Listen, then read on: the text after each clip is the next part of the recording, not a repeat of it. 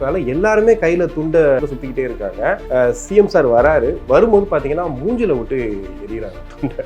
நமக்கு மீண்டும் மக்கள் ஓட்டு போட மாட்டாங்களாங்கிற அந்த நப்பாசை தான் காரணம். இது எல்லாமே விஜயிடம் இருந்து பார்த்து எடுத்துக்கொண்ட காப்பி அடித்த விஷயம் தான். அதெல்லாம் அதனுடைய தொடர்ச்சி தான் நீ மேடையிலேயே இவங்க துண்டை சுத்திட்டு இருக்காங்க. ஏன்னா அவன் துண்டை சுத்தும் போது உங்களுக்கு அவன் தற்குறியா தெரியுறான், சினிமா நடிகனின் ரசிகனா தெரியுறான். இப்ப நீங்க சுத்துறத என்ன வார்த்தை கொண்டு அழைப்பது? உதயநிதி குறித்தியே அவர் பேசவே இல்லை. எனக்கு உதயநிதியில ஒரு ஆளே இல்லைங்கிற அந்த இதுதான். நீங்க எப்படி இந்த பேரை சொல்லலையோ அதே மாதிரி இவரு உதயநிதியா இருக்கட்டும், மற்ற யாருமே எனக்கு பொருட்டே கிடையாது. ஸ்டாலின் தான். அவர் அங்கிருந்து நகர்த்திட்டு அந்த இடத்துல நான் உட்காரணும்னு ஒரு அரசியல் அவர் முன்னெடுக்கிறார். யாருமே இல்லப்பா, வேற மாதிரி இருந்தாப்பா அவன். ஜெயலலிதா பேரை போன வாட்டி மென்ஷன் பண்ண, இந்த வாட்டி மென்ஷன் பண்ணல. இல்லை, எப்பயுமே நம்ம அனுபவங்களில் இருந்து தான் பாடம் கற்றுக்கணும். அதுதான் சரியான பாடமாகவும் இருக்கும். இவர்களுடைய ஆட்சி காலத்தில் தான் ஊழல் மலிந்து போனது. என்ன, மக்கள் பணத்தை சுரண்டுனா எவனும் நம்மளை கேட்க மாட்டான் என்ன அப்படிங்கிற ஒரு தைரியம் வந்ததே இவர்களுடைய ஆட்சியில் தான். அப்படி இருக்கும்போது ஒரு பொற்கால ஆட்சி, ஒரு சூப்பர் ஸ்டார் ஆட்சின்னு ஒரு விஷயத்தை பற்றி பேசும்போது இவங்க ஆட்சியை எப்படி சொல்ல முடியும்?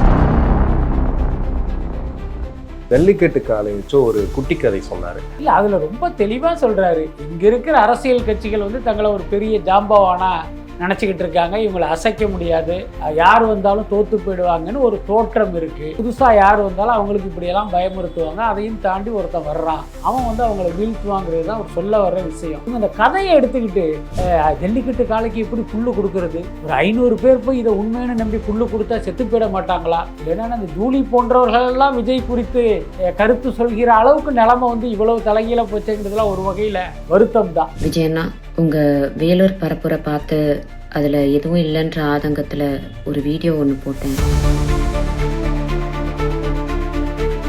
உலகெங்கும் வாழும் தமிழ் நெஞ்சங்களுக்கு கிறிஸ்டியின் அன்பு வணக்கம். நம்மோடு சினிமா விமர்சகர் வலைப்பேச்சு பிஸ்மி இணைந்திருக்காரு. வணக்கம் சார். வணக்கம். ஓகே, விஜய் கட்சி ஆரம்பிச்சு முதல் மாநாடு வைக்கும் போது இந்த துண்டை கையில சுத்திக்கிட்டே இருக்கிறத பயங்கர விமர்சனம் பண்ணாங்க. ரசிகர் கூட்டம் பாருங்க தேட்டர் மாதிரி இருக்கு அப்படின்ட்டு. இப்போ சமீபத்தில் திமுகவில் எல்லாருமே கையில் துண்டை இது பண்ணிட்டு அமைச்சர்கள்லாம் துண்டை சுற்றிக்கிட்டே இருக்காங்க. சிஎம் சார் வராரு, வரும்போது பார்த்தீங்கன்னா மூஞ்சில விட்டு எரியிறாங்க துண்டை. இது என்ன கான்செப்ட்? அதுதான் அந்த விஜயினுடைய அந்த புதிய அரசியலை இவங்களும் சுவீகரிக்க ஆரம்பிச்சிட்டாங்க. அதைத்தானே அது காட்டுது. இன்னைக்கு பார்த்தீங்கன்னா முதலமைச்சர் ஸ்டாலின் போடுகிற அந்த காஸ்டியூமாக இருக்கட்டும், அதுக்கப்புறம் அவங்களோட பொதுக்கூட்டம் நடக்கிற இடத்துல போடுற அந்த ரேம்பாக இருக்கட்டும், அதில் இவர் நடந்து வர்றது, அவர் மாதிரியே துண்டை தோளில் போடுறது. ஸ்டாலினுடைய பழக்கம் என்னென்னா, பல காணொலிகளை போய் பார்த்தா தெரியும், அவர் அருகில் பார்த்தீங்கன்னா மாலை போட துண்டு சால்வை போட வர்றவங்க கண்ணை கூட பார்க்க மாட்டார். ஒரு ரோபோ மாதிரி தான் அவர் மக்களை டீல் பண்ணுவார். அவருக்கு ஒரு மாலை அணிவிக்கணும், ஒரு பரிசு கொடுக்கணும், ஒரு சால்வை அணிவிக்கணும்னு ஒருத்தன் அவருடைய பேரன்போடு வருவான். ஆனால் குறைந்தபட்சம் அவனை பார்த்து ஒரு புன்முறுவல் கூட பூக்க மாட்டார். அப்படி பார்த்துட்டு இப்படிம்பார். அதுதான் ஸ்டாலினுடைய ஸ்டைலு. அந்த ஸ்டாலின் இன்னைக்கு பார்த்தீங்கன்னா மக்களை தேடி அவர்கள் போடுகிற சால்வையெல்லாம் வாங்கி போடுறாருங்கிறதே ஒரு பெரு நடிப்பாக தானே தெரியுது. அப்போ இப்படியெல்லாம் நடித்தாலாவது நமக்கு மீண்டும் மக்கள் ஓட்டு போட மாட்டாங்களாங்கிற அந்த நப்பாசை தான் காரணம். இது எல்லாமே விஜயிடம் இருந்து பார்த்து எடுத்துக்கொண்ட காப்பி அடித்த விஷயந்தான். அதெல்லாம் அதனுடைய தொடர்ச்சி தான் நீ மேடையிலேயே இவங்க துண்டை சுற்றிக்கிட்டு இருக்காங்க. ஏன்னா அவன் துண்டை சுற்றும் போது உங்களுக்கு அவன் தற்குறியா தெரியுறான், சினிமா நடிகனின் ரசிகனா தெரியுறான். இப்போ நீங்கள் சுற்றுறத என்ன வார்த்தை கொண்டு அழைப்பது? ஓகே, இப்போ அந்த இதில் சொல்லும்போது சூப்பர் ஸ்டார் ஆட்சியை கொடுத்தாருன்னு சொல்லும்போது எம்ஜிஆரை சொல்கிறாரு, காமராஜர் சொல்கிறாரு, அண்ணாவை கூட மென்ஷன் பண்ணுறாரு. ஆனால் ஜெயலலிதா பேரை போன வாட்டி மென்ஷன் பண்ணுறோம், இந்த வாட்டி மென்ஷன் பண்ணலை. அது பயமா இல்லை தவிர்த்திடலாம், இந்த விமர்சனங்கள்னால அது வேணான்னு விட்டுடலாம் அப்படின்றக்காக விட்டுட்டாரா? இல்லை, எப்பயுமே நம்ம அனுபவங்களில் இருந்து தான் பாடம் கற்றுக்கணும். அதுதான் சரியான பாடமாகவும் இருக்கும். ரொம்ப வெளிப்படையாக சொல்லணும்னா, ஒரு காமராஜர் ஆட்சி மாதிரியான ஒரு பொற்கால ஆட்சி மறுபடி தமிழ்நாட்டுக்கு வரலை. பல்வேறு முதல்வர்களுடைய ஆட்சி நடந்தாலும், இப்போ எம்ஜிஆராக இருக்கட்டும், கருணாநிதியாக இருக்கட்டும், ஜெயலலிதாவாக இருக்கட்டும், இவர்கள் ஆட்சி காலத்தில் தமிழ்நாடு ஓரளவுக்கு வளர்ச்சி அடைந்திருக்கு. அதுலெல்லாம் மாற்றம் இல்லை. அதே நேரம் ஒரு பாசிட்டிவான விஷயங்களை விட ஒரு நெகட்டிவான விஷயங்கள் தான் அதிகமாக இருக்குது. அதுக்கு அடுத்து இவர்கள் எல்லாமே ஒரு ஆளுமையாக இருந்தாலும் இவர்களுடைய ஆட்சி காலத்தில் தான் ஊழல் மலிந்து போனது. என்ன, நீ மக்கள் பணத்தை சுரண்டுனா எவனும் நம்மளை கேட்க மாட்டான் என்ன அப்படிங்கிற ஒரு தைரியம் வந்ததே இவர்களுடைய ஆட்சியில் தான். அப்படி இருக்கும்போது ஒரு பொற்கால ஆட்சி, ஒரு சூப்பர் ஸ்டார் ஆட்சின்னு ஒரு விஷயத்தை பற்றி பேசும்போது இவங்க ஆட்சியை எப்படி சொல்ல முடியும்? ஏற்கனவே இவர் என்ன பண்ணார் அப்படின்னா, இன்றைக்கி அதிமுக பலவீனமாக இருக்குது, திமுகவிலும் கூட ஸ்டாலின், உதயநிதி ஸ்டாலின், இன்பநிதிங்கிற அந்த குடும்ப வாரிசு முறை மேல் அதிருப்தி கொண்ட ஒரு கூட்டம் இருக்குது. அப்போ இவங்களை நம்ம சைடு கன்சாலிடேட் பண்ணணுங்கிறதுனால கருணாநிதி வரைக்கும் பாசிட்டிவாக பேசிட்டு ஸ்டாலினை வந்து விட்டுருவார் அவர். அப்போ அந்த கருணாநிதியுடைய அபிமானிகளை தன் பக்கம் இழுப்பதற்கான ஒரு உத்தி இது. அதே மாதிரி தான் ஜெயலலிதா பேர், எம்ஜிஆர் பேரெலாம் அவர் யூஸ் பண்ணார். அதுக்கு பிறகு பார்த்திங்கன்னா சில விமர்சனங்கள்லாம் வர ஆரம்பிச்சிது. இப்போ வந்து கொஞ்சம் உஷாராக இருக்கிற. அப்போ நம்ம இனிமே பேசும்போது கொஞ்சம் கவனமாக பேசணும் அப்படிங்கிறதுனால இவர்களை எல்லாம் தவிர்த்துருக்காரு. அதை அப்படி தான் எடுத்துக்கணும். ஓகே, ஜல்லிக்கட்டு காலை வச்சு ஒரு குட்டி கதை சொன்னார். அதில் போகும்போது சொல்லுவாங்க சின்ன பையன்கிட்ட அங்கெல்லாம் போயிடாத அப்படின்லாம் சொல்லி பயமுறுத்தினாங்க அப்படின்னு. இன்னொன்று, நாங்கள் போயே ஒன்றும் பண்ண முடியல, நீ என்ன பண்ண போகிற அப்படின்னு. யாரெல்லாம் தாக்கப்பட்டார்கள் அதில்? இல்லை, அதில் ரொம்ப தெளிவாக சொல்கிறாரு. இங்கே இருக்கிற அரசியல் கட்சிகள் வந்து தங்களை ஒரு பெரிய ஜாம்பவானா நினச்சிக்கிட்டு இருக்காங்க. இவங்களை அசைக்க முடியாது, யார் வந்தாலும் தோற்று போயிடுவாங்கன்னு ஒரு தோற்றம் இருக்குது. புதுசாக யார் வந்தாலும் அவங்களுக்கு இப்படியெல்லாம் பயமுறுத்துவாங்க. அதையும் தாண்டி ஒருத்தன் வர்றான், அவன் வந்து அவங்கள வீழ்த்துவாங்கிறது தான் அவர் சொல்ல வர்ற விஷயம். அவர் என்ன எப்பயுமே ஒரு கதை சொல்கிறது என்பது பார்த்திங்கன்னா அதுக்குள்ளார வந்து ஒரு கருத்து இருக்கும். அதைத்தான் நம்ம எடுத்துக்கணும். இவங்க இந்த கதையை எடுத்துக்கிட்டு ஜல்லிக்கட்டு காலைக்கு எப்படி புல்லு கொடுக்கறது, ஒரு 500 பேர் போய் இதை உண்மைன்னு நம்பி புல்லு கொடுத்தா செத்து போயிட மாட்டாங்களா, இல்லைன்னா அந்த ஜூலி போன்றவர்களெல்லாம் விஜய் குறித்து கருத்து சொல்கிற அளவுக்கு நிலைமை வந்து இவ்வளவு தலைகீழ போச்சுங்கிறதுலாம் ஒரு வகையில் வருத்தம் தான். ஆக்சுவலி பார்த்தீங்கன்னா அது வந்து ரொம்ப ஒரு மேலோட்டமான பார்வையாக தான் நான் நினைக்கிறேன். அவர் என்னென்னா திமுக என்கிற மிகப்பெரிய கட்சியை விஜய்னு ஒருத்தன் வந்து வீழ்த்த போகிறான், அதுதான் அவர் சொல்ல வர்றாரு. அதை எடுத்துக்காமல் புல்லுக்கட்டை எப்படி பாக்கெட்டில் வைக்க முடியும்னு யாரும் கேட்காம போயிட்டாங்க என்ன. ஸோ இந்த மாதிரி ஒரு அபத்தமான கேள்விகள்லாம் வந்துக்கிட்டு இருக்கு.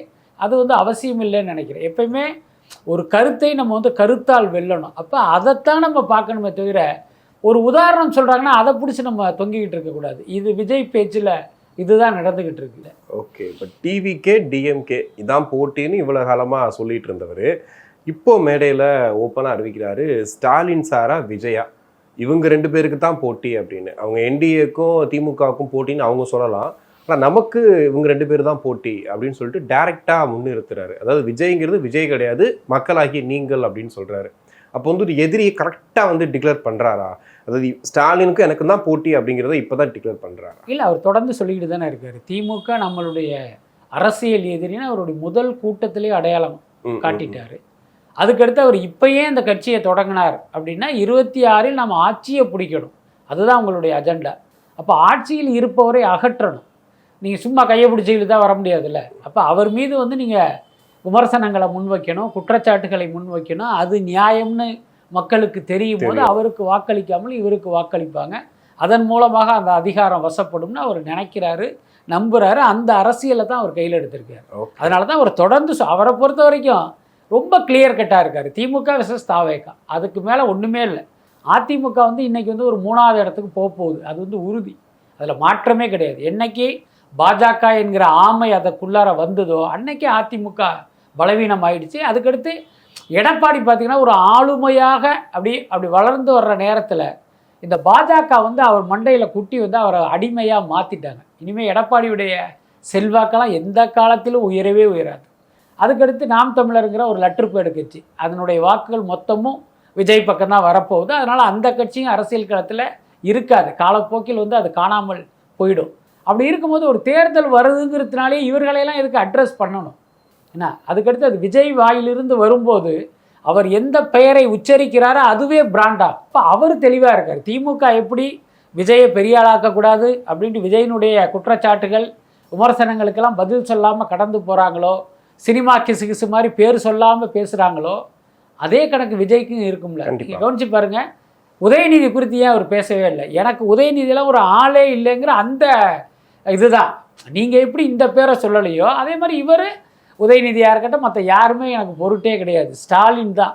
அவரை அங்கேருந்து நகர்த்திட்டு அந்த இடத்துல நான் உட்காரணும்னு ஒரு அரசியல் அவர் முன்னெடுக்கிறாரு. அது ஒரு சரியான அரசியலாக தான் நான் பார்க்குறேன். இப்போ தேமுதிக கூட்டணி, இப்போ தேமுதிக தொண்டர்களே அதை வந்து பயங்கர விமர்சனம் பண்ணி பேசுகிற பல வீடியோக்கள் பார்க்குறோம். ஆனால் ஏன் விஜய் அவர்கள் அது ஒரு கல்லாப்பட்டி கூட்டணி அப்படின்னு நான் பேர் வச்சுருக்கேன், போகிற வர எல்லாரையும் ஏற்றிக்கிறாங்க அப்படின்னு சொல்லிட்டு அதை முடிச்சிட்டார். ஒருவேளை விஜயகாந்த் கட்சியை பற்றி ஏதாவது பேசி அவங்க வாக்குகள் நமக்கு வராமல் போயிடுமோ அந்த எண்ணமா, இல்லைன்னா இதை கொஞ்சம் லைட்டாக அப்படி தள்ளி வச்சுட்டு அவங்க வாக்குகளை மட்டும் வாங்கிப்போம் அப்படிங்கிறதுக்காகவா? இல்லை, அப்படி கிடையாது. தேமுதிகவை பொறுத்த வரைக்கும் அது தேய்ந்து போன திமுக தான். அதெல்லாம் எதிர்காலத்தில் அதுக்கெல்லாம் எந்த வாய்ப்பும் இல்லை, வளர்ச்சியும் இல்லை. அது எல்லாருக்கும் தெரிந்த விஷயம்தான். இன்றைக்கி பார்த்தா இந்த உண்டியலில் காசு போட்டுட்டு இப்போ 8 அணா 10 அணா 10 பைசா 20 பைசாவெல்லாம் சேர்த்து ஏதோ ஒன்று செய்வாங்கல்ல, அந்த இடத்துல திமுக இருக்குது. இன்னைக்கு விஜயனுடைய வருகை அவங்களுக்கு மிகப்பெரிய சேதாரத்தை ஏற்படுத்த போகுது. அதனால பார்த்திங்கன்னா இந்த லெட்டர் பேடு கட்சி, உதிரி கட்சி, ஒரு நபர் கட்சி, இருநபர் கட்சியெல்லாம் கூட்டணி வச்சுக்கிட்டு அந்த ஒரு மாநாடு நடத்தும் போது இந்த கடைசியிலேருந்து அந்த கடைசி வரைக்கும் நிற்பாங்க. நீங்கள் ரொம்ப ஒரு க்ளோஸ்அப்பில் போய் பார்த்தீங்கன்னா இது எல்லாமே லெட்டர் பேடாக இருக்கும். கிட்டத்தட்ட அப்படியான ஒரு கூட்டணியைத்தான் இன்றைக்கி திமுக நிறுவ பார்க்குது. அப்படி தான் தேமுதிகவையும் கொண்டு வந்திருக்கு. ஏன்னா 1% வாக்கு கூட அந்த கட்சிக்கு கிடையாது. அதுக்கடுத்து விஜயகாந்துக்கு வந்து நிறைய ரசிகர்கள் இருக்காங்க, அபிமானிகள் இருக்காங்க. அவங்க எல்லாமே தேமுதிகவுக்கு ஓட்டு போடுவாங்களான்னா போட மாட்டாங்க. என்ன காரணம்னா விஜயகாந்த் இருக்கும் போதே அவர் மீதான அந்த அபிப்பிராயத்தை, மரியாதையை குலைக்கிற மாதிரி பிரேமலதாவுடைய செயல்பாடுகள் இருந்ததா மக்கள் நினைக்கிறாங்க. விஜயகாந்தனுடைய மரணத்தின் போது பிரேமலதா மேலே கோவப்பட்டவங்கள நம்ம நிறைய பேர் பார்த்துருக்கோம். அதனால் அது கண்டிப்பாக இவர்களுடைய வாக்குகள் இந்த கட்சிக்கு கிடைக்கவே கிடைக்காது. எல்லாத்துக்கும் மேலே இவங்க கட்சி தொடங்குவதற்கே திமுக தான் காரணம்னு சொன்னாங்க. எங்கள் கல்யாண மண்டபத்தை இடிச்சிட்டாங்க அப்படின்னு சொல்லி வந்து எந்த அளவுக்கு அரசியல் பண்ணாங்கிறதெல்லாம் பார்த்தா இன்றைக்கி அங்கேயே அவங்க போனதுனால கடந்த தேர்தலில் கிடைத்த 1% கூட இப்போ கிடைக்காது. அதுதான் உண்மை. இந்த பக்கம் விஜய்கிட்ட வந்தீங்க அப்படின்னா அவர் விஜயகாந்த் மீது நன்றியோடு இருக்கார். நம்மளை வந்து சினிமாவில் கையை பிடிச்சி கூட்டிகிட்டு வந்து அவர் தான். அவர் இல்லைனாலும் இது அவருடைய கட்சி, அப்போ இவங்களை நம்ம தாக்கக்கூடாதுங்கிற ஒரு தார்மீக உணர்வோடு இவங்களெல்லாம் பார்த்திங்கன்னா அப்படி கடந்து போகிறார். அதுக்கு அடுத்து திமுக தான் என்னுடைய எதிரி அப்படின்ட்டு மற்ற எந்த கட்சியையும் கண்டுகொள்ளாத விஜய் தேமுதிகவை கண்டுக்குவாரா? யோசிச்சு பாருங்க. இதெல்லாம் அவங்களுடைய அந்த இதிலே கிடையாது. அதன் காரணமாகவும் அதை நகர்ந்து போகிறாரு. நீங்கள் சொன்ன மாதிரி அதுக்கு பின்னால் ஒரு கணக்கும் இருக்குது. தேமுதிகவை திட்டினோம்னா விஜயகாந்த் ரசிகர்கள் நம்ம மேலே கோவப்படுவாங்க. இந்த மாதிரி கடந்து போயிட்டோம்னா அவர்களுடைய வாக்குகளும் நமக்கு கிடைக்குங்கிற அந்த கணக்கும் கூட இருப்பதற்கு வாய்ப்பு. இப்போ நீங்கள் சொன்ன மாதிரி ஒரு ஊழல் குற்றச்சாட்டுகளை முன்வைக்கணும் அப்படின்னா, இப்போ KN நேருவோட அந்த ஊழல் பார்த்தோம், அந்த லஞ்சம் அதை பற்றி சொல்கிறாங்க. அதை இன்னும் கொஞ்சம் ஸ்ட்ராங்காக விஜய் அவர்கள் மேடையிலையுமே பேசியிருக்கலாமா, இல்லை அதை குறித்து தொடர்ந்து அவங்க வந்து ஒரு முன்னெடுப்பு எடுத்திருக்கலாமான்ற ஒரு கேள்வி வருது இல்லை? இல்லை, நிச்சயமாக. அதான் விஜயினுடைய பேச்சில் வந்து ஆழம் இல்லைன்னு நான் சொன்னது இதை மனசில் வச்சு தான் நான் சொன்னேன். என்னென்னா சும்மா தீய சக்தி, ஸ்டாலின் சார் அப்படின்னு நீங்கள் பேசுகிறது பார்த்தீங்கன்னா அது வந்து மாதிரி ஒரு டெம்ப்ளேட்டாக இருக்குது. விஜயினுடைய ஒரு 5 கூட்டத்துக்கு போனீங்கன்னா 6வது கூட்டத்தில் தாவேக்கா தொண்டர்களே மைண்ட் செட்டுக்கு வந்துடுவான். இதுதான் அண்ணன் இப்போ இப்படி பேசுவார் பாருங்க, அடுத்து இப்படி ஏன்னா இதெல்லாம் சீமானுடைய கூட்டத்தில் தொடர்ந்து நடக்குது. சீமானுடைய கூட்டம் ஒரு 10 கூட்டத்துக்கு போனால் சீமான் மாதிரியே ஒருத்தன் வந்து அதே டியூரேஷனில் பேசிட முடியும். ஏன்னா அவர் அதுக்கு மேலே எதுவும் பேச மாட்டார். அந்த மாதிரி விஜயினுடைய பேச்சும் அப்படி ஆகிறதுக்கான ஆபத்து இருக்குது. இப்போ நீங்கள் இந்த மாதிரி மேலோட்டமாக பேசக்கூடாது. எல்லாத்துக்கும் மேலே தேர்தல் வந்துருச்சு. திமுகவுடைய ஒரு முக்கிய தளபதியாக இருக்கிற KN நேரு மேலே வந்து இப்படி ஒரு ஊழல் குற்றச்சாட்டு இருக்குன்னா நீங்கள் வந்து அதுக்கு ஒரு பெரிய ஹோம்ஒர்க் பண்ணி மொத்தத்தையும் தூக்கி இருக்கணும்ல. இந்தந்த இடத்துல இவ்வளோ ரூபா இவர் வந்து மக்கள் பணத்தை கொள்ளையடிச்சாரு, அதுக்கான ஆதாரங்கள் இருக்குன்னு தூக்கி போட வேண்டியது தானே. அதுதானே அரசியல். ஆனால் விஜய்கிட்ட வந்து இன்னும் அந்த மாதிரியான ஒரு ஆழமான விஷயம்லாம் வரலை. சும்மா அப்படி மேலோட்டமாக ஒரு சினிமா அவசரம் மாதிரி ஸ்டாலின் சார் அது தாவேக்க தொண்டர்கள் சந்தோஷப்படுவான். அவனுக்கு கைத்தட்டுறதுக்கு ஏதாவது ஒரு சின்ன கண்டென்ட் கிடச்சா போதும் அவன் எதுக்கு வேணாலும் கைத்தட்டுவான். ஆனால் அந்த நடுநிலையான வாக்காளர்கள் இருக்காங்கல்ல, போன தேர்தலில் திமுகவுக்கு வாக்களித்தவர்கள் இந்த முறை விஜய்க்கு வாக்களிக்கணும் அப்படின்னா அவங்கள கன்வின்ஸ் பண்ணுற மாதிரி, அவர்களுடைய மனதை மாற்றுகிற மாதிரி நீங்கள் என்ன பண்ணீங்க, என்ன பண்ண போகிறீங்க, அதுதானே கேள்வி. சும்மா ஊழல் சக்தி ஸ்டாலின் சார் அப்படின்னு நீங்கள் நக்கல் அடிச்சுட்டு போகிறது வந்து அது ஒரு பெருசாக இருக்காது.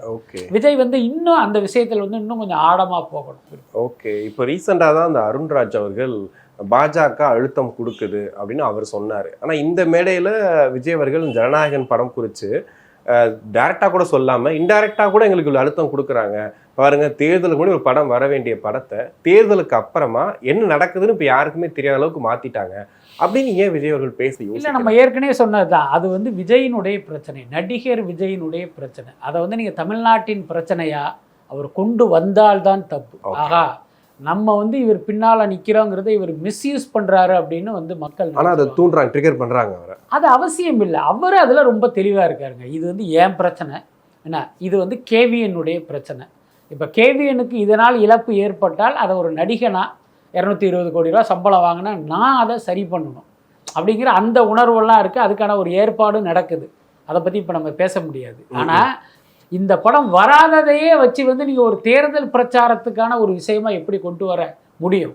நீங்கள் 220 கோடி ரூபா சம்பளம் வாங்குறீங்க, என்ன உங்களை வச்சு படம் எடுத்தானா ஒருத்தருக்கு 200 கோடி 300 கோடி வருமானம் கிடைக்கும், அதனால படம் எடுக்க வந்தாங்க. அவங்களுக்கு இந்த மாதிரி ஒரு பிரச்சனை வந்துருச்சு, அவங்க சமாளிச்சுட்டு போட்டோம். அவங்களுக்கு வர்ற வருமானத்தில் கொஞ்சம் குறைஞ்சிட்டு போட்டோம். அவங்களுக்கு குறைஞ்சிச்சின்னா நீங்கள் வாங்கினதில் கொஞ்சம் இதை எடுத்து கொடுத்துட்டு போங்க. இப்படித்தான் அதை அணுகணுமே தவிர அதை எதுக்கு ஒரு மக்கள் பிரச்சனையை அதை எதுக்கு கொண்டு வரணும்? அதனால் எனக்கு தெரிஞ்சு விஜய் இந்த விஷயத்தில் ஜனநாயகன் குறித்து அவர் இருக்கிற அந்த நிலைப்பாடுங்கிறது சரிதான். ஆனால் பொதுவாகவே ஊடகங்களும் மக்களும் இந்த பார்வையில் தான் இந்த விவகாரத்தை அணுகணும். ஆனால் அந்த ஊடகங்களே என்ன பண்ணுறாங்கன்னா, பாருங்கள் ஜனநாயகன் பற்றியே பேசலை, ஜனநாயகனே காப்பாற்ற முடியாத இவராக மக்களை காப்பாற்றுவரெல்லாம் பேசிக்கிட்டு இருக்காங்க. அது ஒரு சரியான அணுகுமுறையாக எனக்கு தோணலை. ஓகே, சில வாக்குறுதிகளும் மேடையில் படித்து காட்டினார், குறிப்பாக பள்ளி குழந்தைகள் அப்படின்ற விஷயத்தில். அதில் இப்போ கூட ஒரு டிபேட்டில் திமுக பேச்சாளர் ஒரு கேர்ள்ஸ் பாத்ரூமில் கதவு இல்லைங்கிறது ஒரு பெரிய பிரச்சனையா அப்படின்னு ஒரு கேள்வி கேட்குறாரு. ஆனால் விஜய் அவர்கள் அன்றைக்கி பேசும்போது கதவோடு இருக்கக்கூடிய ஒரு கழிவறை இருக்குன்னு சொல்லும்போது அங்கே அவ்வளோ சத்தம், எல்லாரும் அவ்வளோ பயங்கரமாக கைத்தட்டுறாங்க. ஏன்னா இப்போ திட்டங்கள் அறிவிச்சிடலாம், பட் ஆனால் பர்டிகுலராக அந்த பிரச்சனையை இது பண்ணதை எப்படி பார்க்குறீங்க? இல்லைங்க, கழிவறைனாலே அதுக்கு கதவு இருக்கணும், படுக்கை அறைனாலே அதுக்கு கதவு இருக்கணும்ல. ஆனால் இங்கே என்னன்னா, கதவோடு ஒரு கழிவறைன்னு சொல்கிறதே ஒரு பெரிய விஷயமா இருக்குது அப்படின்னா, இங்கே பல பள்ளிகளில் உள்ள கழிவறைகளுக்கு கதவுகளே இல்லை என்கிற யதார்த்தமும் சேர்ந்து வெளிவந்ததாக தான் நம்ம பார்க்கணும். பெண்கள் கழிவறை, அதுவும் அந்த பெண்கள் மாணவிகள் படிக்கிற கழிவறை இப்படி இருக்குங்கிறது நீங்கள் கற்பனையிலே நினச்சி பார்க்க முடியாது. ஸோ அந்த அளவுக்கு கொடூரங்கள்லாம் இங்கே நடந்துக்கிட்டு இருக்கு. இன்னொன்று, பள்ளி கல்வித்துறை அமைச்சர் மகேஷே பார்த்தீங்கன்னா, அவர் இப்போ உதயநிதி போகிற இடத்துக்கெல்லாம் நம்மளும் அவருக்கு கம்பெனி கொடுக்கணுங்கிறது தான் அவருக்கு நோக்கமாக இருக்கிறது தவிர அவருடைய இலாக்காவில் ஒரு முழு கவனம் செலுத்துகிறாராங்கிறது தெரியல. அப்போ விஜய்க்கு இதெல்லாம் கவனத்துக்கு போனதுனால அதை ஒரு இஷ்யூவாக எடுத்துகிட்டு வர்றாரு. இப்போ பாருங்கள், அந்த கட்சியை சேர்ந்தவர்கள் இதை எப்படி பார்க்கணும்? அடடா, பல கல்லூரிகளில் இப்படி இருக்கா நிலமை, அப்போ அதை நம்ம சரி பண்ணுவோன்னு தானே ஒருத்தனுக்கு தோணணும். ஆனால் அதையே நக்கலடிக்கிற மாதிரி ஒரு கருத்து சொல்கிறாங்கன்னா, இப்போ இவர்களுடைய மனநிலை எப்படி இருக்குது அப்படிங்கிறத நம்ம புரிஞ்சுக்கலாம். நான் நிச்சயமாக இந்த விஷயம்லாம் பார்த்தீங்கன்னா விஜய் ஓரளவுக்கு இது குறித்தெல்லாம் கொஞ்சம் ஹோம்ஒர்க் பண்ணுறாங்க அப்படிங்கிறதே ஒரு மாதிரி மகிழ்ச்சி அளிப்பதாக தான் இருக்குது. கண்டிப்பாக சார், நிறைய விஷயங்கள் பேசணும். நன்றி.